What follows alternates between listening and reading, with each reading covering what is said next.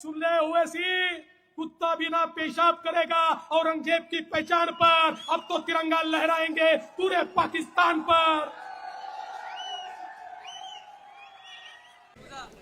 ए देवेंद्र फडणवीस, याद रखो तुम मेरी जबान का मुकाबला नहीं कर सकते ना। अगर तुम मोदी अमित शाह भी बैठ गए तो मेरी जबान का मुकाबला नहीं कर सकते।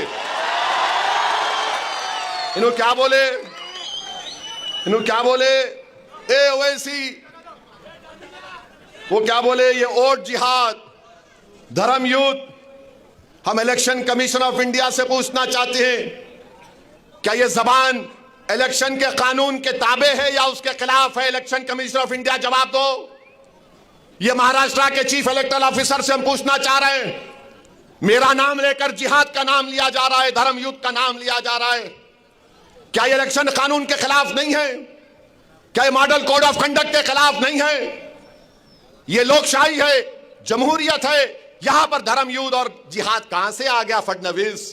खैर, तुमने बोला, अब तुमको खुजली होगी अब जब मैं बोलूंगा यहां से। अब सुनो देवेंद्र फडणवीस, तुमने कई एमएलएस को खरीद लिया, चोरी कर ली, तो तुमको क्या बोला जाए? डाकू बोला जाए या चोर बोला जाए?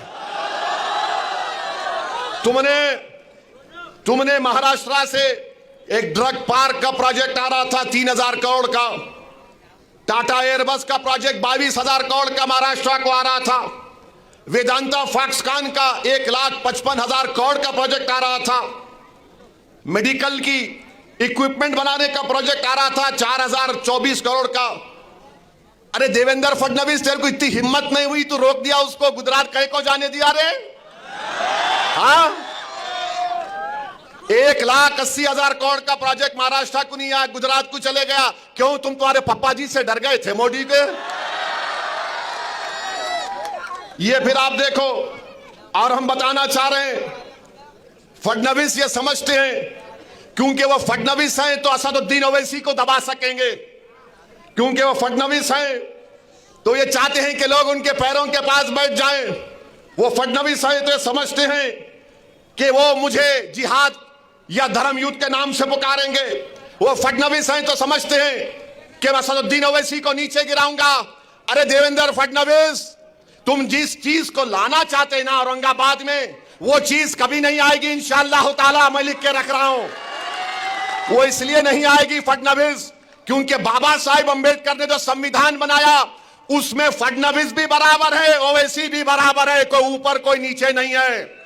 और फडणवीस, मैं तुमको चैलेंज कर रहा हूं, तुम महाराष्ट्र में किधर भी हो, तुम्हारी जबान पर दूल्हे भाई का नाम तो आ गया ना।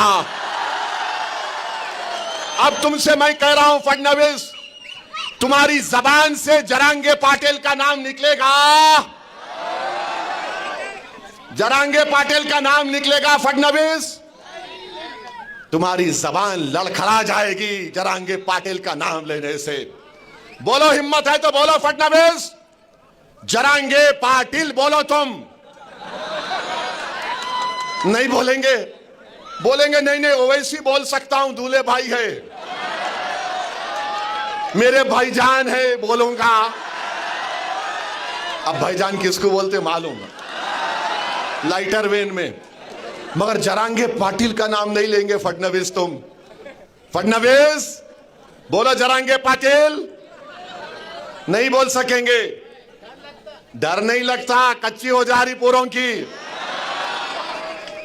और देवेंद्र फडणवीस, तुम बार बार जिहाद जिहाद बोलते। सुनो फडणवीस, तुम्हारा हीरो जेल में बैठकर अंग्रेजों को लव लेटर लिख रहा था। हमारे उलमाए किराम माल्टा की जेल में और जेल के मैदान में मौलाना हुसैन अहमद मदनी, मौलाना महमूद उल हसन अंग्रेजों के सामने ठीक झुके नहीं, सीना तान कर खड़े हो गए। सुनो फडणवीस, अल्लामा फजल खैराबादी काला पानी की जेल में थे। अल्लामा फजल खैराबादी ने अंग्रेजों से कोई सौदा नहीं किया।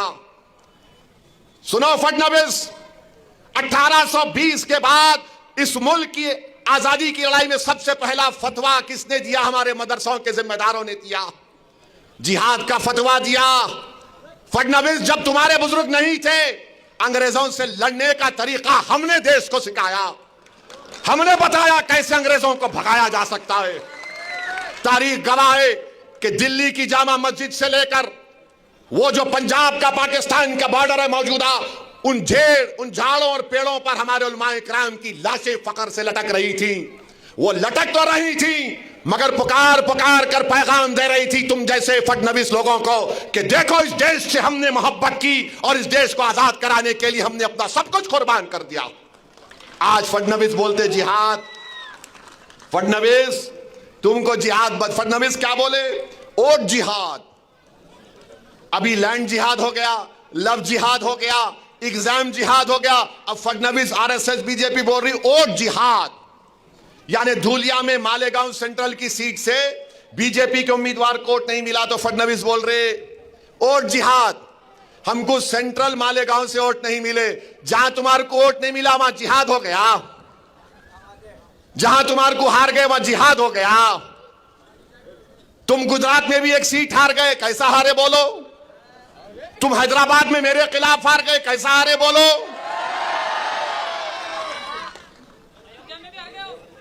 अयोध्या में भी हार गए। अम्मा, अब नहीं बोलता इससे आगे मैं। बोलो फडणवीस कैसा हारे? मोदी की मेजॉरिटी कितनी कम हो गई? बहुत कम हो गई मोदी की। कुछ भी अच्छा नहीं बना रहे उन्होंने।